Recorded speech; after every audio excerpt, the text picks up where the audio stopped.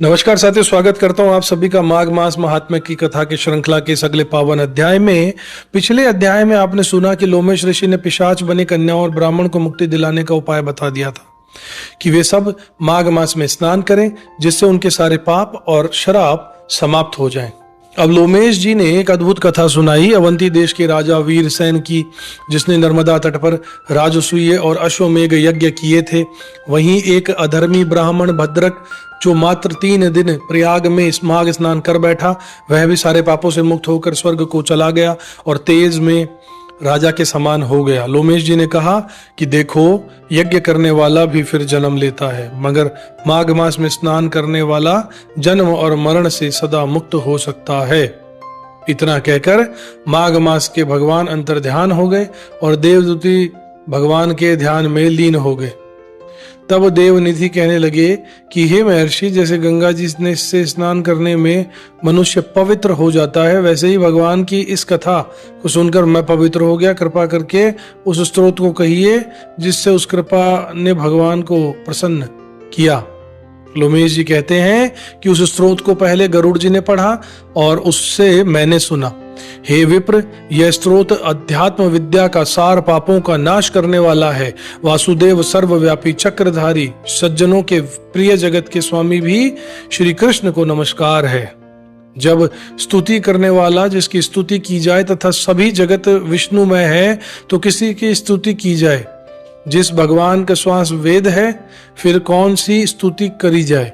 उनकी प्रसन्नता के लिए की जा सकती है। जिसके वेद नहीं जान सकते, न वाणी जान सकती है, न मन मान सकता है। आपकी स्तुति में अज्ञानी क्या कह रहा है, क्या कर रहा है? सारा घर अचर संसार जिसकी माया से चक्र की तरह घूम रहा है, इसी से है प्रभु, आप चक्रपाणी कहलाते हो। ब्रह्मा विष्णु आप ही हो, संसार को उत्सव करने वाले हो, ब्रह्मा को भी आप उत्पन्न करने वाले हो। जब जीव शरीर को धारण करता है तब उसको ज्ञान उत्पन्न होता है। तुम सब सुखों के दाता हो, इसलिए इसमें कोई संदेह नहीं है। आपसे संपूर्ण सुखों को देने वाली बुद्धि उत्पन्न होती है। आप ही 5 कर्मेंद्रियों, पंच महाभूत तथा उससे विविध भाव हो। ब्रह्मा विष्णु रुद्र की कल्पना से आप संसार की कल्पना इसी प्रकार करते हो जैसे पिता पुत्र की। कवियों में आप जो रूप शोभा देता है, उन निर्गुण विष्णु भगवान को मेरा नमस्कार करता हूँ, जिससे ज्ञान प्राप्त करते हैं। मैं श्रुतियों में कहे हुए कर्मों को लोग करते हैं तथा उस पवित्र ब्रह्म को मैं नमस्कार करता हूँ। मैं उस सतरूप हरि को, जिसकी योगी लोग सब प्राणियों में आत्म रूप में देखते हैं, उपासना करते हैं, जिसको अद्भुत कहते हुए हैं, गाते गीत गाते हैं, यज्ञ करते हैं, उस माधव भगवान को मेरा नमस्कार है। मनुष्यों को मोया या मोह रूपी वाहन से सदा भभकने वाली ज्वाला आपके चरण कमल की छाया पहुंचने से नहीं जलती। जिसके स्मरण मात्र से मोह अज्ञान रोग हो जाते हैं, दूर उस अनंत रूप को मैं करता हूँ नमस्कार। जिसके मिल जाने पर और किसी दूसरे की इच्छा नहीं रहती, जिसको जानकर अद्वैतवादी आत्मा को समान देखते हैं। यदि विष्णु शब्द का अर्थ और उसके विषय का ज्ञान एक ही होता, तो इस सत्य से हे माधव, इस संसार की माया में फंसकर तेरे ही ध्यान में रहता। यदि वेदांत दर्शन में भगवान सारे संसार में व्याप्त है, तो इसी सत्य से भगवान ने में मेरी निर्विघ्न भक्ति हो। जो बीज नहीं है तो भी बिना बीज के स्वयं विद्यमान है, सो वह विष्णु भगवान रूप रंग से हमारे बीज के टुकड़ों टुकड़ों को, जो सृष्टि स्थिर स्थिति तथा लय के लिए ब्रह्मा विष्णु और महेश 3 रूप धारण करते हैं और कार्यों में सत रज दुख सुख दूर नमस्कार तीनों गुणों में विद्यमान है।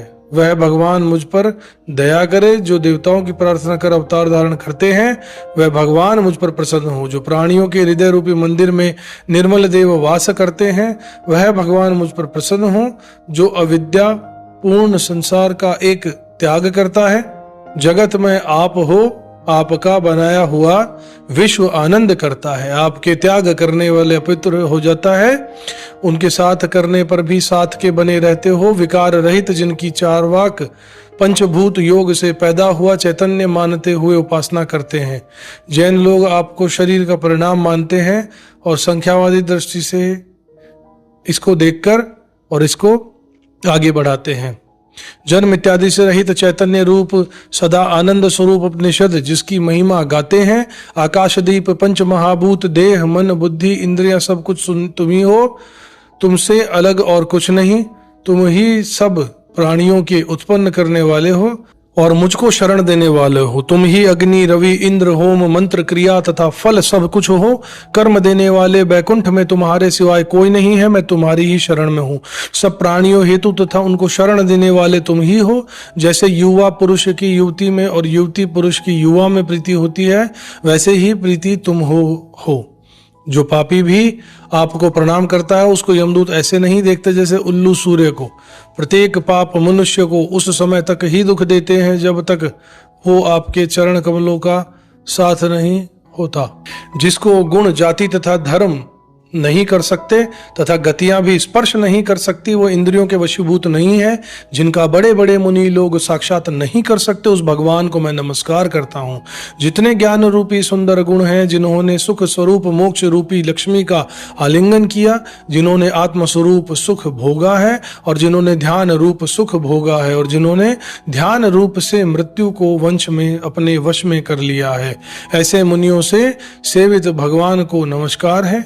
और यदि जन्मादि से अलग जिनको काम क्रोध आदि दोष दुख नहीं देते, उस वासुदेव भगवान को मैं नमस्कार करता हूँ। जिनके ज्ञान की ही गति से अविद्या रूपी मल शुद्ध हो जाता है, जिसके ज्ञान रूपी शास्त्र से उन संसार रूपी शत्रु का नाश हो जाता है, दुखों के नाश पर नाश करने वाले को मैं नमस्कार करता हूँ। फिर जिस प्रकार भगवान सब स्थान जगह संसार को उत्पन्न करते हैं, इसी समय तीन भगवान मुझको दर्शन दें।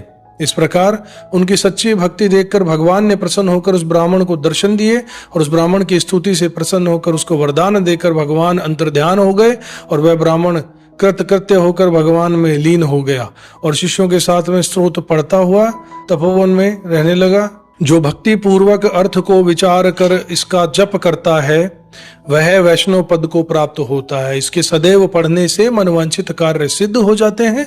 मनुष्य सुपुत्र प्राप्त करता है तथा धन पराक्रम और चिरायु रहता है। इसके पाठ से बुद्धि धन यश कीर्ति ज्ञान तथा धर्म बढ़ते हैं। दुष्ट ग्रहों की शांति होती है। यह व्याधियों व अनिष्टों को दूर करता है, दुर्गति से तारता है। इनके पढ़ने से सिंह व्याघ्र चोर भूत देव पिशाच और राक्षस का भय नहीं रहता। जो भगवान का पूजन करके इस स्तोत्र को पढ़ता है वह पापों से ऐसे ही अलग रहता है जैसे जल पंख से कमल। जो गति गंगा आदि के स्थान में मिलती है, जो इस स्तोत्र को एक काल दो काल या तीन काल पढ़ता है वह अक्षय फल प्राप्त करता है। जो प्रातः काल इस स्तोत्र का पाठ करता है वह इस क्रोध इस लोक और परलोक में अक्षय सुख पाता है। वेद्युकी का बनाया हुआ यह स्तोत्र भगवान को अनंत प्रिय है और भगवान के दर्शन कराने वाला है। योग सागर नाम का एक स्रोत परम मित्र है। जो कोई भक्ति पूर्वक इसको पढ़ता है वह विष्णु लोक को जाता है। अब पिशाच के मोक्ष की कथा कहता हूं जो कि अगले अध्याय में होगी। इस अध्याय में आपको मजा आया होगा। अगले अध्याय तक इंतजार कीजिए। चैनल को सब्सक्राइब नहीं किया तो जरूर कर लीजिएगा, बेल आइकन प्रेस कर दीजिएगा। हम रोज ये कथाएं लेकर आ रहे हैं साथियों। अगले वीडियो में अगर फिर से मिलूंगा तब तक खुश रहिएगा, अपना कर्म करते रहिएगा, ऊपर वाले विश्वास जरूर रखिएगा। जय श्री राम।